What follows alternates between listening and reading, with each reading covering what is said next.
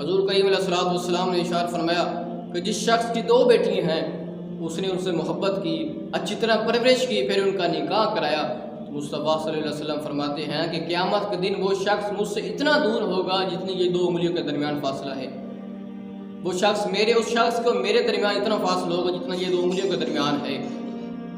صحابہ میں سے ایک صحابی کھڑے ہوتے عرض کرتے کہ یا رسول اللہ، اگر جس شخص کی 2 بیٹی نہ ہو 1 بیٹی ہو، حضور نے ارشاد فرمایا اس کے لیے یہی ہے، اس نے اپنی بیٹی سے محبت کی، اچھی طرح پرورش کی، پھر اس کا نکاح کرایا، تو قیامت کے دن وہ بھی میرے ساتھ اتنا میرے قریب ہوگا جتنے یہ 2 انگلیوں کے درمیان فاصلہ ہے۔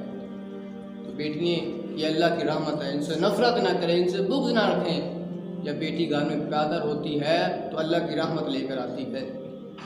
حضور کریم علیہ الصلوۃ والسلام نے سب سے پہلے عرب میں، جہاں زمانہ جاہلیت کا زمانہ تھا، سب سے پہلے حضور نے آ کر بتایا کہ بیٹی کی کتنی عظمت ہے، اس کا کیا مقام ہے۔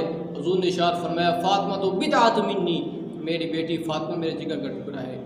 حضور کریم علیہ الصلوۃ والسلام نے آ کر بتا دیا کہ بیٹی کے کتنا مقام ہے۔